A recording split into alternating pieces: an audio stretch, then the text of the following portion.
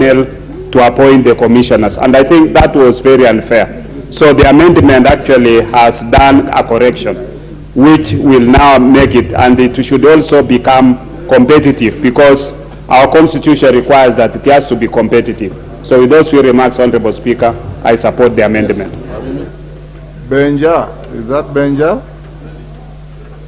Yes, Honorable Benjamin Lagat, I believe it's you. Yes, give him the mic. I'll give one more, then I call the mover to reply. Benjamin Lagat. Thank you, Mr. Speaker. Mr. Speaker, I wish to support the amendment because, Mr. Speaker, it is attempting to improve the process. Mr. Speaker, as has been said, the other parliament, the process was not followed properly, and this parliament was seeking to correct the mistake.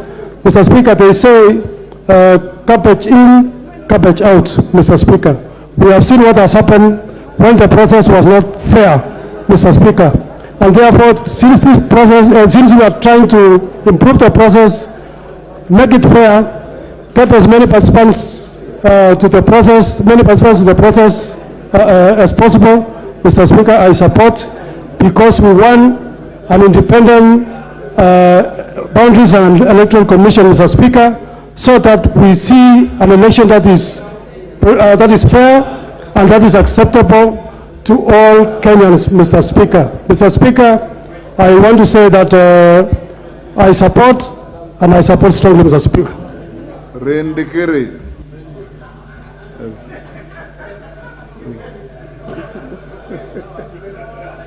Rindikiri, yes? Who is, I want to thank you, Mr. Speaker. I like to support. Point of order? Who is calling out point of order? Is it Kikari again? No. Rindikiri, you have... yeah, thank you, Mr. Speaker. I like to support this motion. It's very important to send a signal out there. We saw the selection panel of the 4 famous comedians. We expect that this panel will not be made of comedians, because the outcome will be... Yes, the Honorable KJ of Dagoretti South. Give him the mic. There's one ahead of you. Mr. Speaker, I need your guidance. I need to know if the honorable member is in order to refer to these very infamous Kenyans as comedians, knowing very well that comedy is actually a very respected enterprise and a very respected form of art, Mr. Speaker. I wish to hear some guidance from you, Mr. Speaker, as to whether this member is in order.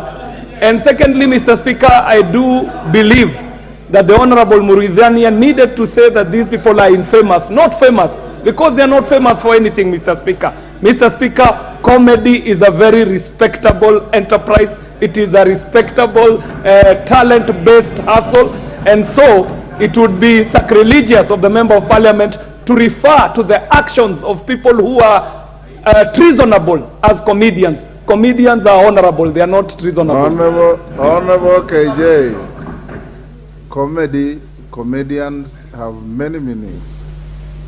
The respectable comedians who entertain everybody, and reckless behavior that turns into comedy.